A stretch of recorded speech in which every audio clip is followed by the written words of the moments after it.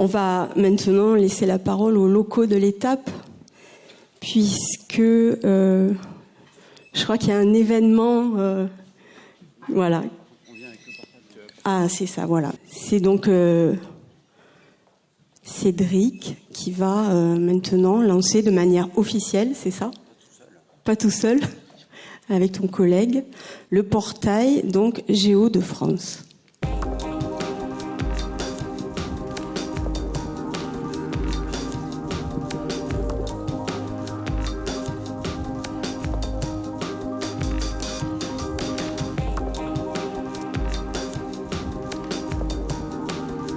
Promis, on s'est engagé à ne pas déborder l'horaire. Tout le monde doit avoir faim.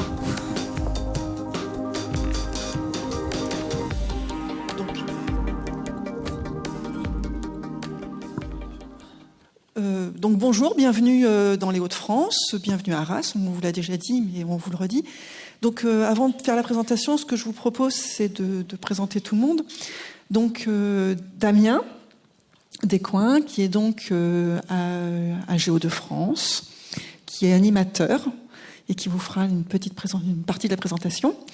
Ensuite, il y a Cédric, mais qui s'est déjà présenté. Ensuite, il y a Vincent, qui est notre administrateur sur la plateforme Géo de France. Et donc, ils sont aussi à la région Hauts-de-France. Et donc, moi-même, je suis Marie-Alexandrine. Et donc, moi, je suis à la Dréal, Hauts-de-France. Donc, je suis du côté État. Et donc, Gérald, oui, qui n'a pas voulu monter sur la plateforme, mais qui est là aussi, effectivement, qui représente aussi l'État au niveau du SGAR. Donc, ce qu'on vous propose aujourd'hui, c'est un petit peu spécial pour nous parce que c'est le lancement de la plateforme Géo de France. Donc, c'est une plateforme qui est... elle sort pas de nulle part. Hein. En fait, les Hauts-de-France, comme certaines régions, c'est une région qui a fusionné. Ah oui, merci. Parce que c'était ça. Et donc, quand nous avons fusionné, nous avions deux plateformes qui existaient... chacun de leur côté. Il y avait Géopicardie et Pépige, qui avait 10 ans d'expérience, 10 ans de travail non, pas de travail en commun. Déjà, qui existait déjà depuis 10 ans, on va plutôt dire, qui avait déjà une création et de partage de biens communs, et qui, effectivement, comme toutes les autres plateformes, je pense, avait le catalogage Inspire, avec l'approche de l'open data, etc. La question qui s'est posée, c'est qu'on avait vraiment deux gouvernances différentes.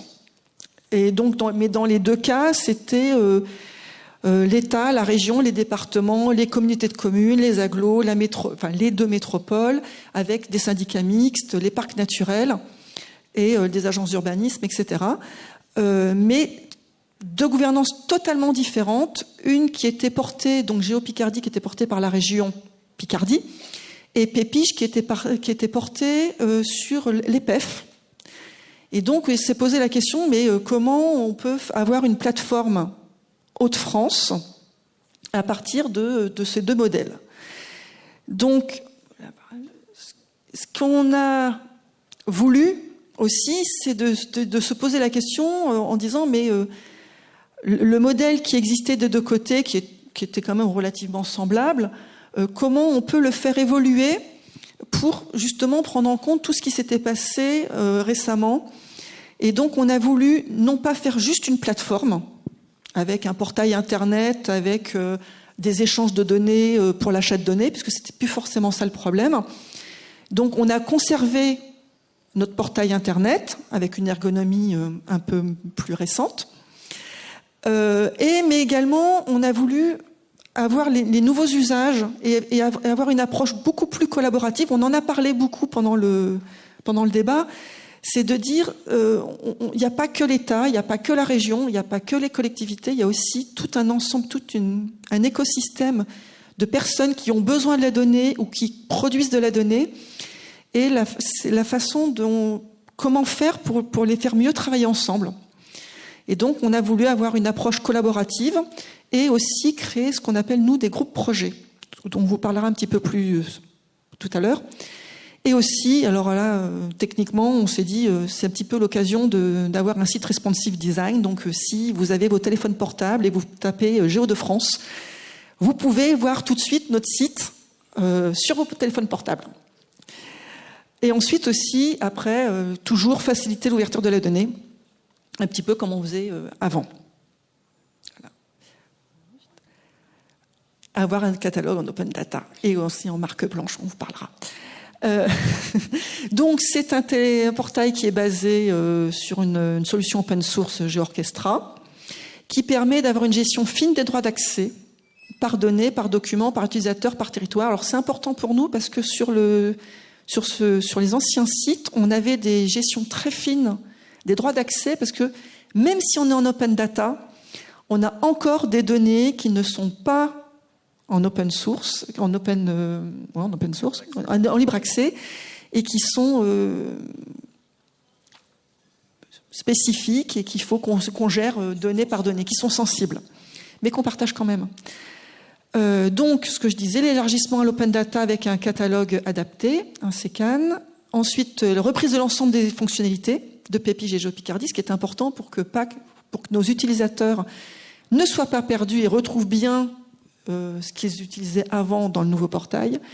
Et, important aussi, le financement. Dans ce premier renouveau de Géo de France, un financement État, région et Europe, pour ne pas les oublier. Donc la gouvernance en 2019, c'est une gouvernance qui est amenée à évoluer dans le futur.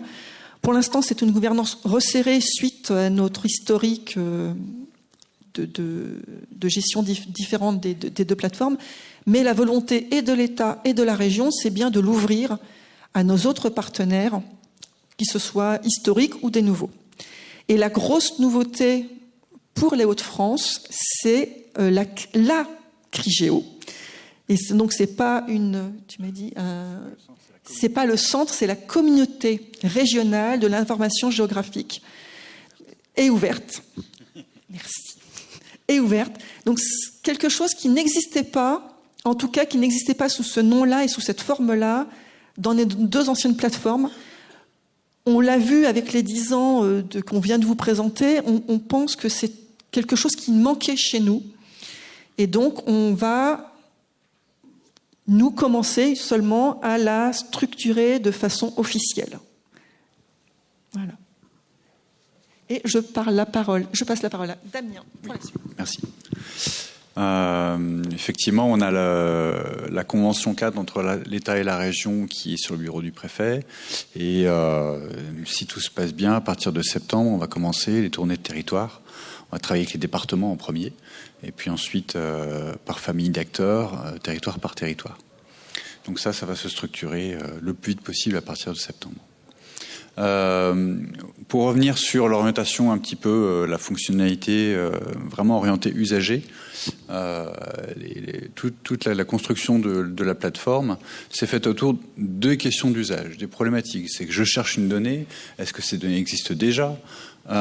Qui c'est qui a pu les produire? Est-ce qu'elles sont à jour? Si elles ne sont pas à jour, comment je peux les mettre à jour? Quels droits j'ai pour les utiliser, les modifier, les compléter, les republier ou pas? Sur quelle licence? Ensuite, s'il faut quand même acheter de la donnée, on sait tous le prix que ça coûte. Il faut faire un tour de table à plusieurs. Avec qui? Et puis, effectivement, toutes les questions méthodologiques, puisque l'interopérabilité, ça fonctionne si on est bien tous d'accord sur le modèle de données, sur la méthodologie, etc.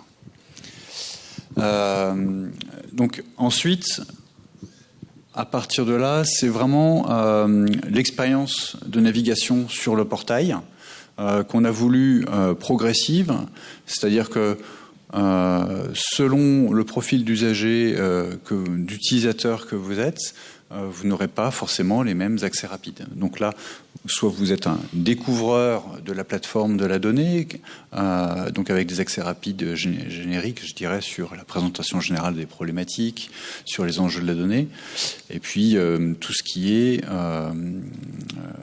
expérience à partager et capitaliser. l'utilisateur, je dirais le professionnel qui travaille sur la donnée, mais qui n'est pas forcément le géomaticien expert de la donnée. Donc là, thématicien, voilà. Donc là, vous avez déjà un petit peu plus d'interface sur la recherche de données, les outils spécialisés. Et puis enfin, le contributeur, je dirais le public historique, le géomaticien, le producteur de données, a un accès concentré sur effectivement la publication de métadonnées et puis le détail des sources avec l'espace documentaire. Ce qui est vraiment important à mon avis dans cette ergonomie de site, c'est vraiment l'idée d'avoir comment dirais-je, le fait de pouvoir établir un pont autour d'une interface commune entre des utilisateurs et des producteurs de données qui n'ont pas forcément les mêmes cultures organisationnelles, les mêmes cultures professionnelles. Et c'est là que les groupes projets prennent tout leur sens, puisque ça constitue, je dirais, des sous-communautés de travail, des espaces à un moment donné où les gens vont pouvoir discuter de leurs besoins ou de leurs contraintes respectives. Donc les groupes projets se définissent, c'est pas des groupes thématiques, hein, c'est pas, même si ils sont présentés et regroupés par thématique pour la facilité, mais un groupe projet se définit par un objectif de production bien concret. Il se définit par une temporalité. Je me donne tant d'années pour faire, et ça va avec un plan d'action, une programmation. Et il se définit par une emprise territoriale. Un groupe projet il peut être régional, départemental, ça peut être une agglo, ça c'est à définir. Ensuite, les groupes projets, l'équipe d'animation et d'administration, ça on va le voir après. Le groupe projet, il peut être initié par l'équipe Géo de France, mais avant tout, le groupe projet, c'est l'outil fondamental que nous mettons à la disposition des utilisateurs et producteurs du territoire, de la communauté.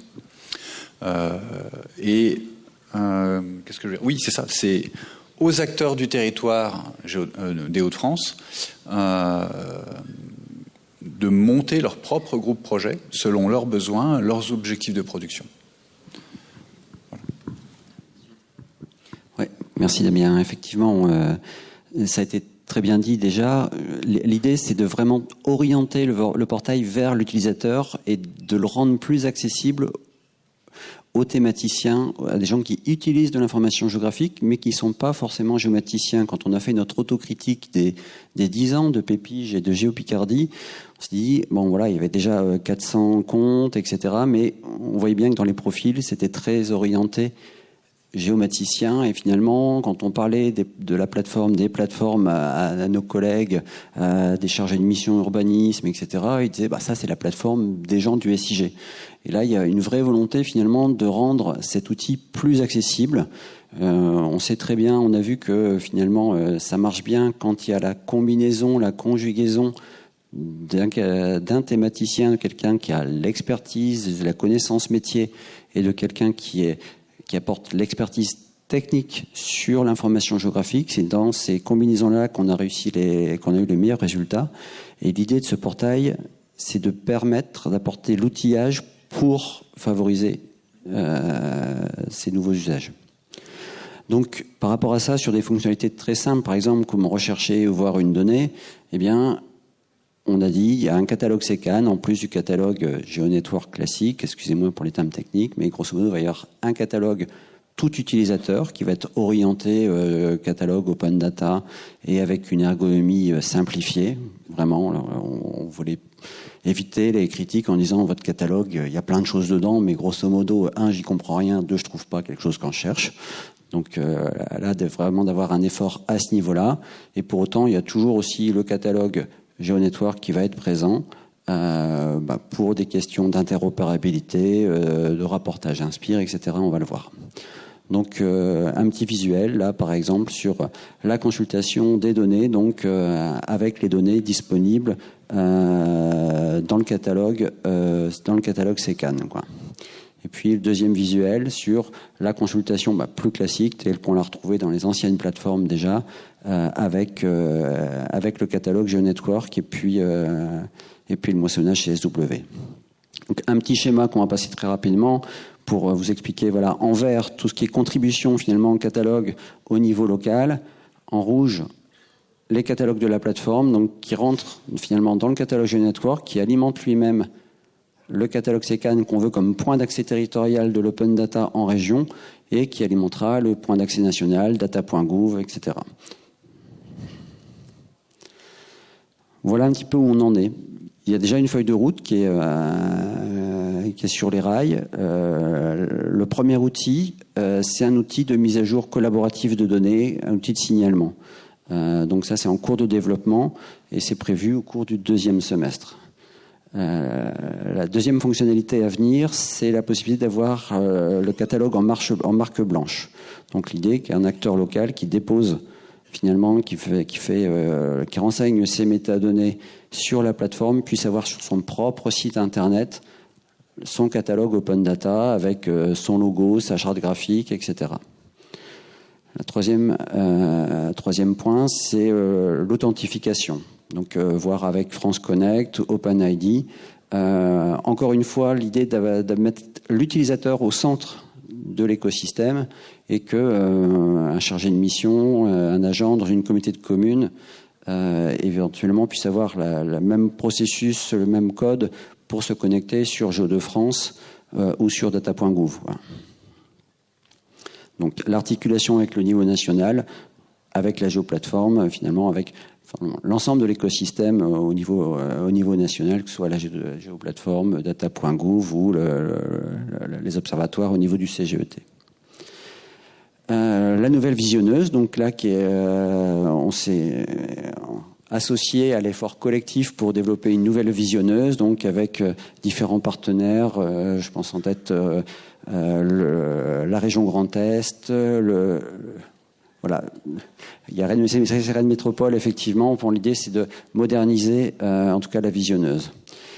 Et puis, enfin, on a fait cette fusion là des deux portails. C'est un point de départ. On a maintenant une capacité à faire évoluer, et l'idée, c'est de faire évoluer ce portail dans une logique de co-design, c'est-à-dire en tenant compte des retours des utilisateurs, en disant ça c'est bien, mais par contre ça marche moins bien, etc. Et comment on fait pour finalement toujours mettre l'utilisateur au centre de l'évolution de ce portail et répondre au mieux à leurs besoins.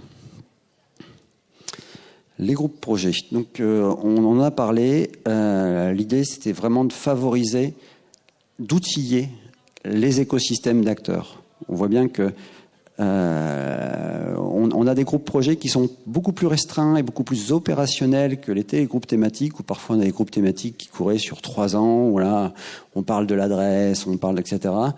Là, ça va être des comités plus restreints, et l'idée c'est que la plateforme leur apporte tout l'outillage pour mettre en œuvre leur projet.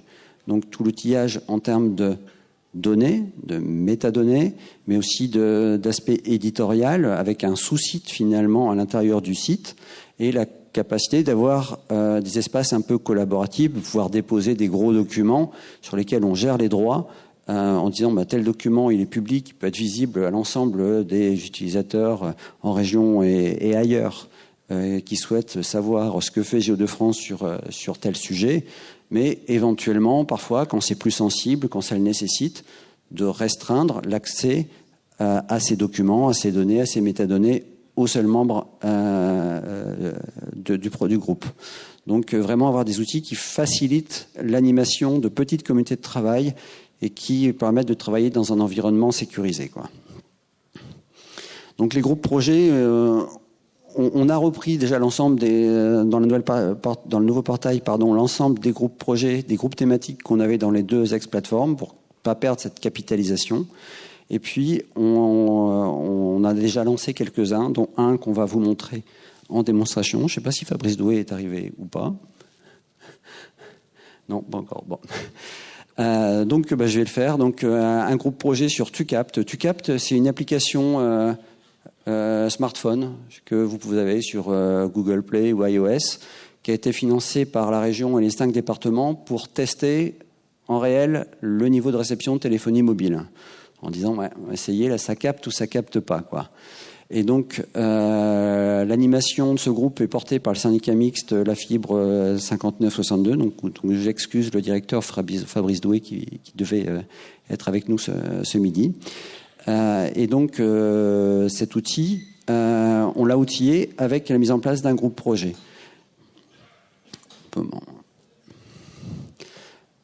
Donc on a déjà eu 300 000 remontées, 300 000 tests qui sont capitalisés depuis janvier.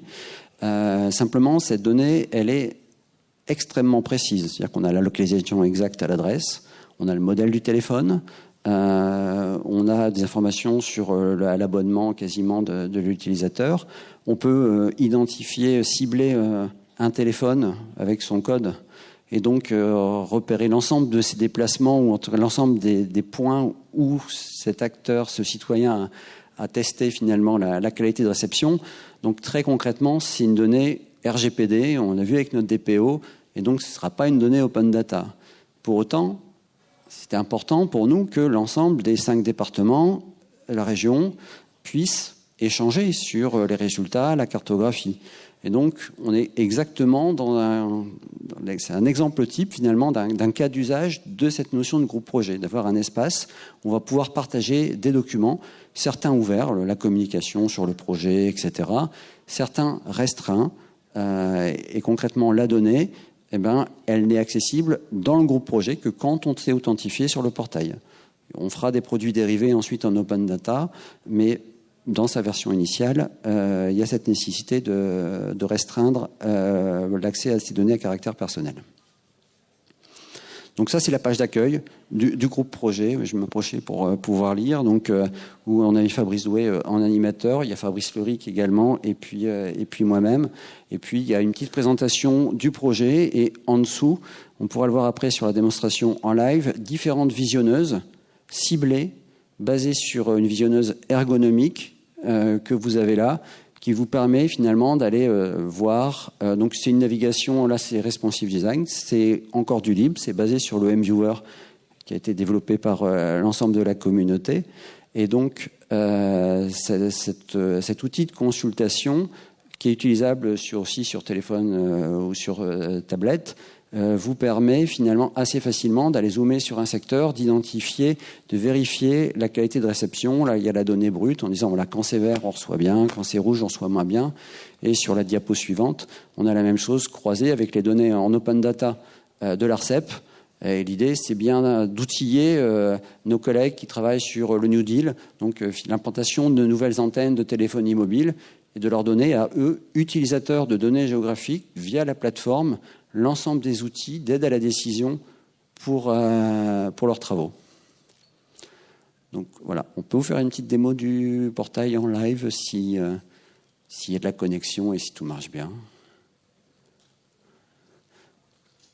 Peut-être en retournant sur la page d'accueil. Donc là, on est sur le catalogue SECAN en open data. Et visiblement, on va faire un test sur tu captes parce qu'on ne capte pas bien.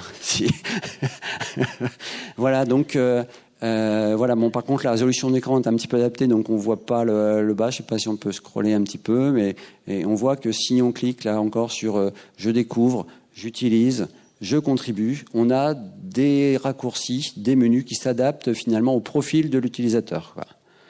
Et là, on est connecté peut-être avec un compte virtuel qu'on a créé. On a en bas où on peut descendre effectivement les groupes projets, ce qu'on peut filtrer par thématique. Et puis ensuite, toute l'animation, actualité, prochains événements, etc. Si on est connecté, on avait dans les raccourcis, peut-être Vincent, sur la page d'accueil, on a les groupes projets, on avait sur la page d'accueil, si tu es bien connecté, le raccourci vers les groupes projets auxquels dont on est membre. Donc là, on a créé un utilisateur virtuel qui est membre du groupe projet Tu captes. Et donc, finalement, quand on est utilisateur, dès qu'on se connecte sur la page d'accueil, on a un raccourci vers les groupes projets auxquels on participe. Et donc là, sur le groupe projet Tu captes, on va arriver sur la page projet du site. Et en dessous, l'ensemble des visionneuses on a fait une visionneuse, la spécifique par opérateur, donc une visionneuse Orange, une visionneuse Free, une visionneuse SFR et une Bouygues.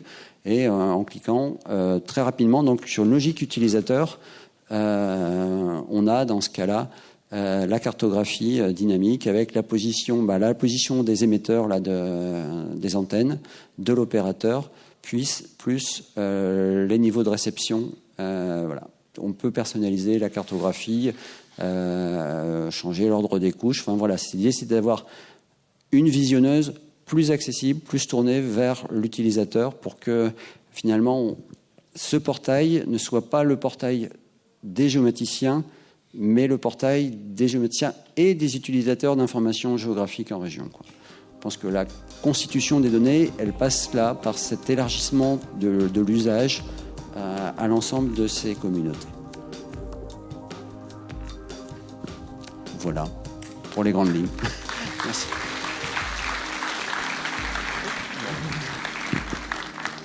Merci à tous.